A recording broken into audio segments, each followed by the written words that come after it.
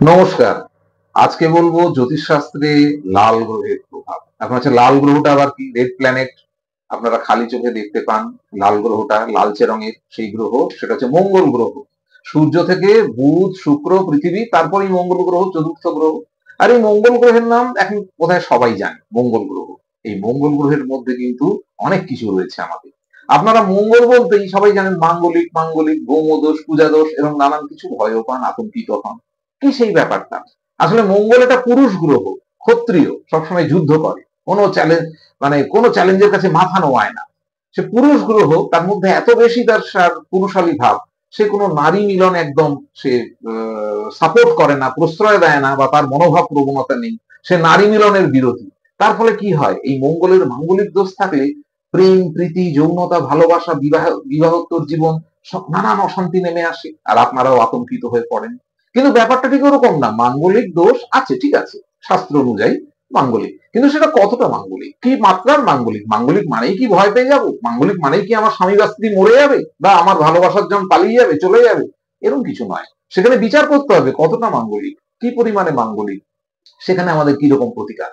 আর শুধু এই বিয়ে, প্রেম, প্রীতি, যৌনতা, ভালোবাসার ব্যাপার না। মঙ্গল মঙ্গল শারীরিক এবং মানসিক আপনার আত্মবিশ্বাস কতটা, আপনি সেইভাবে এগোতে পারেন, আপনার মধ্যে সাহস, তেজ যেটা এখন দরকার, আপনি দৃঢ় পদক্ষেপে এগোতে পারেন কিনা, আপনার শারীরিক কাঠামো কেমন, আপনার মানসিক জোর, মনের জোর, আত্মবিশ্বাস কেমন।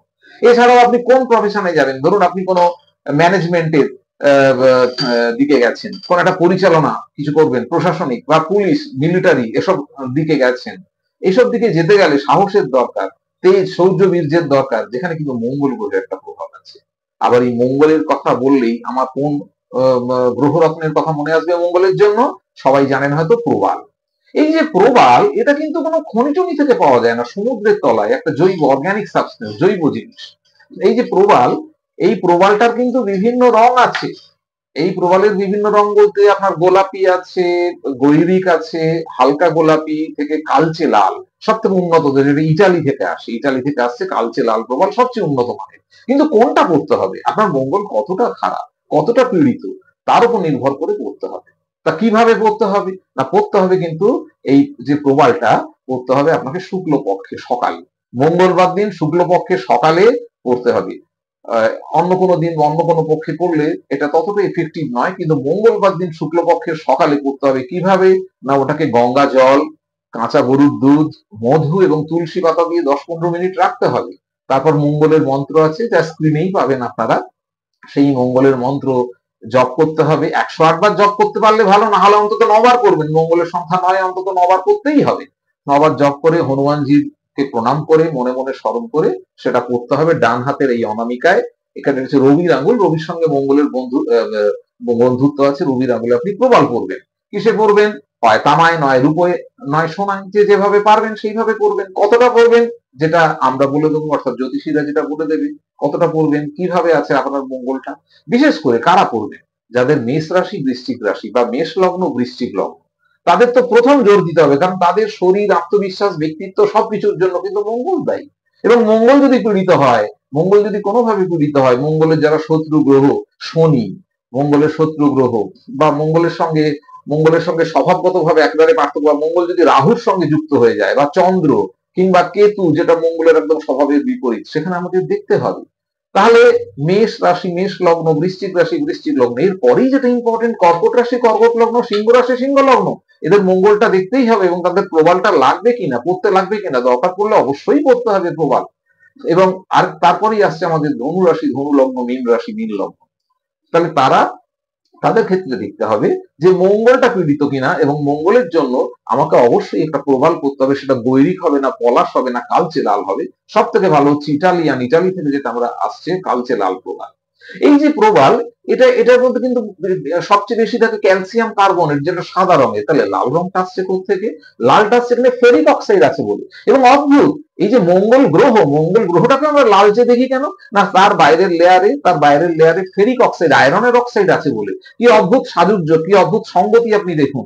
ওখানেও যেটা রয়েছে, এবং তার যে গ্রহরত্ন, মানে কতটা সুন্দরভাবে এটা ডিজাইন করা হয়েছে বহু আগে থেকে বৈদিক জ্যোতিষে আমাদের বহু হাজার বছর আগে বৈদিক জ্যোতিষে ডিজাইন করা আছে, এবং এখানেও কিন্তু এই আয়রনের অক্সাইডের জন্য লাল রংটা হয়, কিন্তু কতটা মাত্রা লাল রং লাগবে, কি পরিমাণ লাগবে, সেটা কিন্তু ঠিক করতে হবে। বিশেষ করে এটা নির্ভর করবে আপনার শরীরের ওজনের উপর।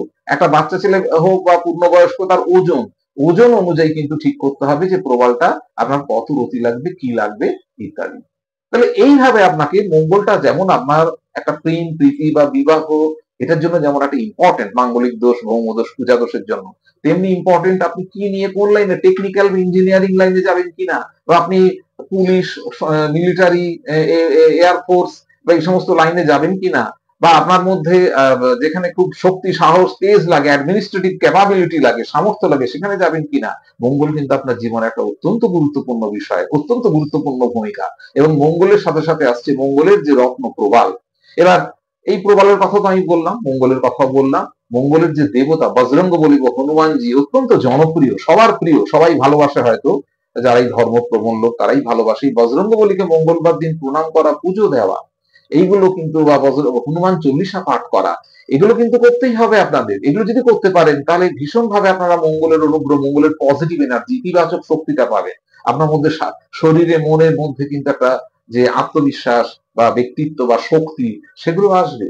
অর্থাৎ বজরঙ্গবলী বা হনুমানজির যদি আপনারা পুজো করেন, এছাড়াও আপনি কাউকে মসুর ডাল দিলেন বা লাল রঙের কোনো কাপড় চোপড় বা বস্ত্র দিলেন, কারণ এদের রং কিন্তু রেড বা লাল, এগুলো কোনো কিছু দান করলেন ইত্যাদি, এই সমস্ত ক্ষেত্রে। এবং মঙ্গলবার দিনটা একটু পালন করলেন, নিরামিষ খেলেন, সৎভাবে থাকলেন, বজরঙ্গ বলি ধ্যান করলেন বা পুজো দিলেন বা হনুমান চল্লিশা পড়লেন, এগুলো কিন্তু বিশেষভাবে মঙ্গলের ইতিবাচক শক্তির জন্য দরকার। এইভাবে আপনাকে দেখতে হবে ফার্স্টে মঙ্গল আপনার হরোস্কোপের পুষ্টিতে কোথায় রয়েছে, কিভাবে রয়েছে। আমি যে রাশি লগ্নগুলোর কথা বললাম, মঙ্গলের মন্ত্রটা আপনি জপ করতে পারেন, যেটা আপনি স্ক্রিনেই পাবেন। এইগুলো করে কিন্তু আপনাকে এগোতে হবে। আর যদি, কারণ আজকাল কিন্তু এই গ্রহরত্নের ব্যাপারে বুঝতে না পেরে বা এইসব হরোস্কোপের ব্যাপারে অনেকে ঠকে যায়। কিন্তু যাতে আপনার, যদি আপনারা এরকম একটা অসহায়তা বোধ করেন যে এরকম আপনি বুঝতে পারছেন না, কনফিউজ, বিভ্রান্ত, অবশ্যই আপনারা আমাদের কাছে আসবেন। আপনারা পরশমণির সাথে যোগাযোগ করবেন, আমাদের কাছে আসবেন, আমরা ব্যাপারটা বলে দেবো। সেক্ষেত্রে আপনাদের যেটা সুবিধে হয়, যাতে অযথা আপনাদের ঠকতে না হয় বা বিপদে পড়তে না হয়, অসুবিধে পড়তে না হয়। আমাদের এই আলোচনা যদি ভালো লাগে অবশ্যই কিন্তু আমাদের চ্যানেলকে ফলো করবেন, লাইক করবেন, শেয়ার করবেন, সাবস্ক্রাইব করবেন। এবং আপনাদের কি কি অসুবিধে সংক্রান্ত হলো, কি কি অসুবিধা জীবনে আসছে, সেগুলো কমেন্ট বক্সে লিখবেন, যাতে আমরা তার সমাধানগুলো আপনাদের জানাতে পারি, করে দিতে পারি, আপনাদের উপকার হয় যাতে। কারণ জ্যোতিষ বা গ্রহরত্ন সবই হচ্ছে মানব কল্যাণে, মানুষের উপকারের জন্য। যাই হোক, আজকে আমি মঙ্গল এবং তার সংক্রান্ত প্রবাল সম্বন্ধে বললাম। এরপরে আমি অন্যান্য দিন অন্যান্য গ্রহ বা অন্যান্য বিষয় সম্বন্ধে বলবো। আপনারা মনোযোগ দিয়ে শুনলে আপনারা উপকৃত হবেন এবং কিছু জিনিস আপনারা জানতে, বুঝতে পারবেন। নমস্কার, ভালো থাকবেন।